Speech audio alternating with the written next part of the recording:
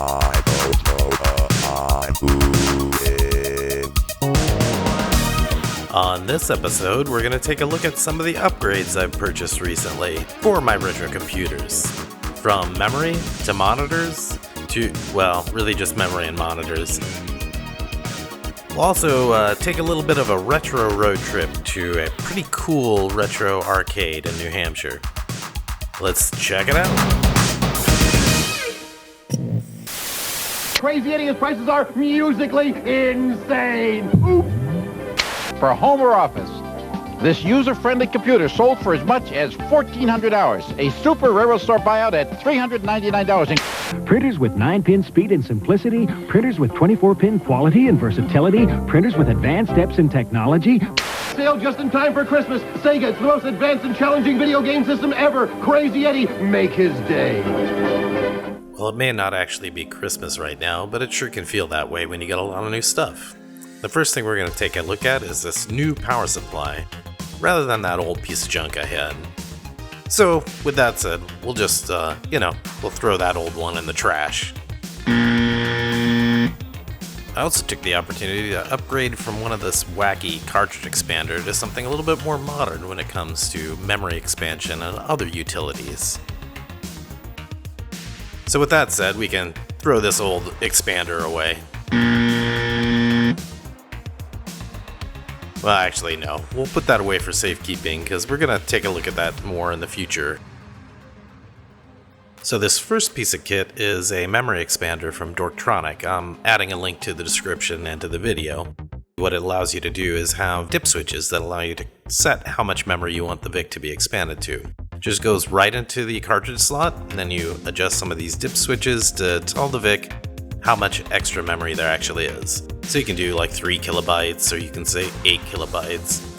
Or, if you're feeling really adventurous, you just crank that thing all the way up and absolutely max out the max memory. So along with it came a little basic program that you can type in if you like, which I did here and saved you the effort of actually doing it. Basically what it does is it will check every little memory address and see if it's available and writable to. So here's the output of that. A whole bunch of O's. Exciting. Maybe oh boy, or oh wowza. Or we've hit the ozone. I guess if there's zeros, you could say it's all for naught, or the VIC's being naughty. Oh boy. Okay, enough of that. Let's take a look at the PenUltimate Plus cartridge, which is a pretty neat piece of kit that the Future Was 8-Bit produces. Now it does do a lot of what I was looking for from the Dorktronic side, which it does, do all that expansion memory. It has some reset buttons and etc.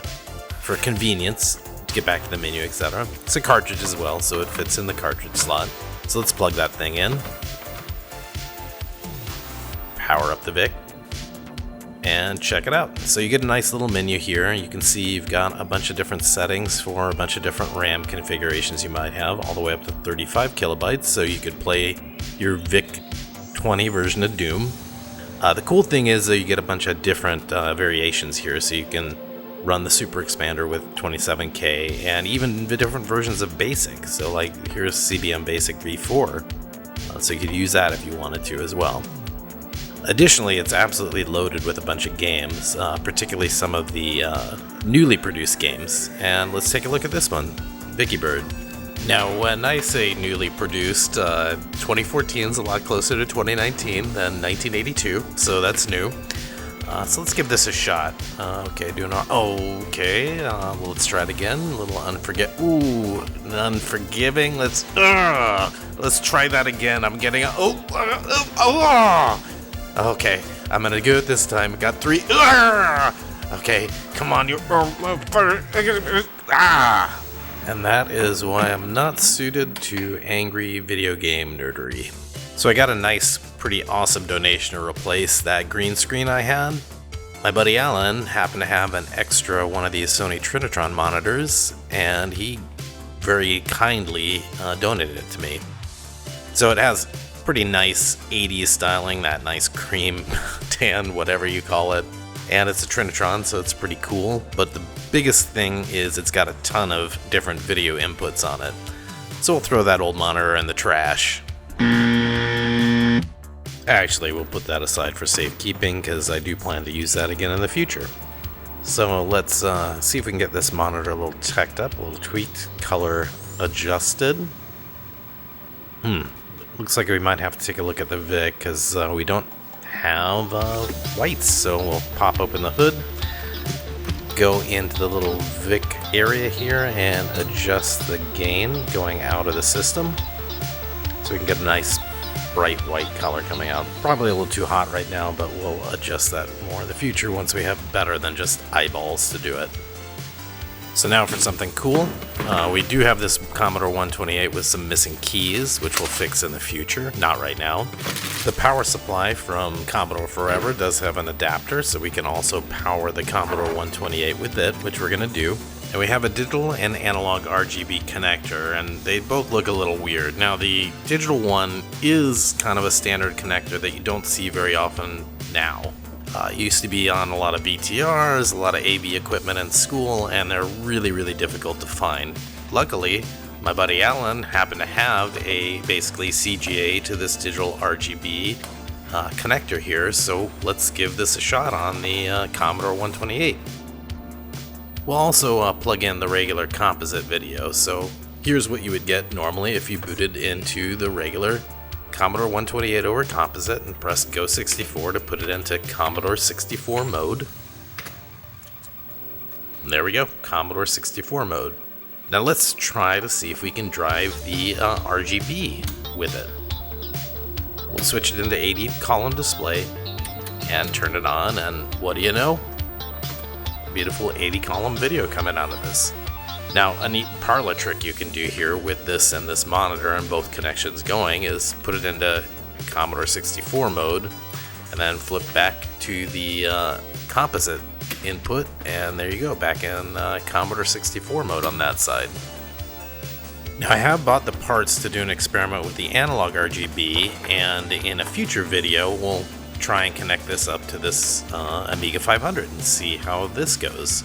But that's not a job for today, and I probably won't get to it for a few years, most likely. So I recently had a chance to check out a pretty cool arcade in New Hampshire.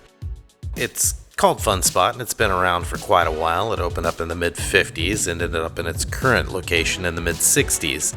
And somewhere along the line they got involved not only in kind of tourist attractions, but also in the video game business, because it had done quite well for them over the summers. They host a video game museum as well as different events, and they have some pretty cool equipment in there. Now, it's kind of hard to describe how huge this place is, and it definitely has like this stuck in the mid-80s feel to it, which is pretty rad. It's just like row upon row of arcade machines and pinball machines, and kind of ordered by different game manufacturers, and you could just spend hours and hours in here just trying out a bunch of stuff that you may remember or stuff that you never actually got to play as a kid. I mean, it is just overwhelming, just the number of machines. I mean, this is just the row of pinball machines here, and it just goes on and on and on and on. Now, I'd never actually seen a computer space game in person until taking this visit here, and I did take a chance to play it, but look at these controls. I mean, you can see why it kind of wasn't huge at the time. This was one I remember quite vividly as a kid at our local Pizza and Pipes, which was a place that sold pizza and had a pipe organ. And this unit was apparently like one of the biggest moneymakers for Funspot at one point. You can see why it's got 4 players, and interesting way to achieve color graphics at the time.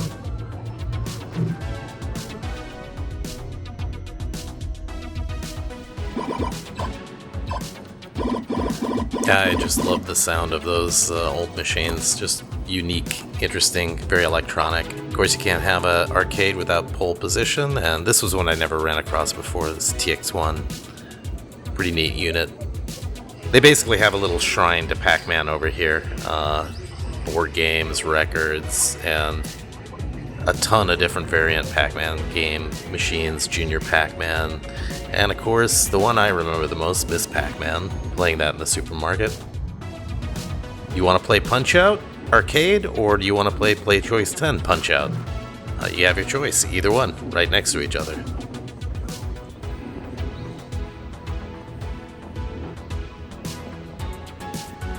And this one I played a lot on. I love the pretty terrible pun. Yeah, it's not about the Russians, it's Russian.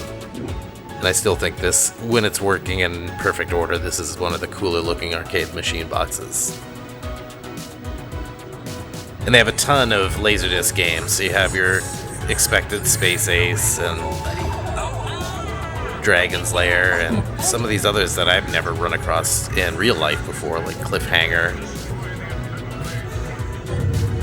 Some credits, which is cool to see. Use the paddle buttons to roll the plane to the right or left.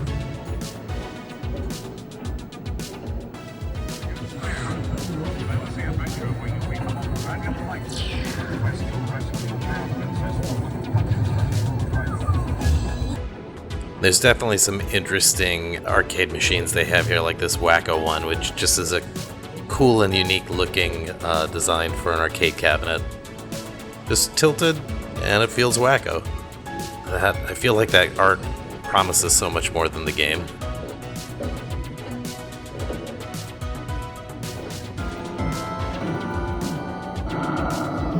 Yep, those dudes mean business. Pretty much every 80s action hero.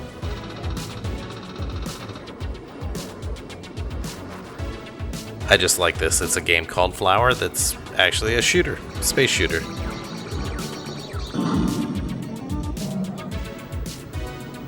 Everyone's favorite, you know, Crazy Kong. And of course, this is kind of one of my little favorites, which are the Vector arcade games. If you checked out my Vectrex video, you know, I have a fondness for these Vector machines. They just look really unique. Yeah, because these are... And definitely put all those... this is a game I actually had never played, Major Havoc.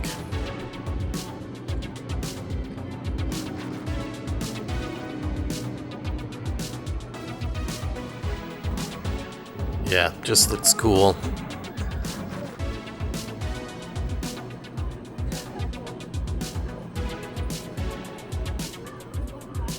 But they, you know, these are real arcade machines, so, you know, they are aging and, you know, they take upkeep. And of course, this really doesn't need any introduction. The Vector Star Wars the Arcade, which was just cool. Well, I want to thank you all for watching, and please support those makers that make those products I showed in the video. If you like the video, please click like, and if you like the channel, please click subscribe. And if you really like the channel, I'd ask you to take a moment and consider supporting me on Patreon. Anyway, thanks again. See you soon.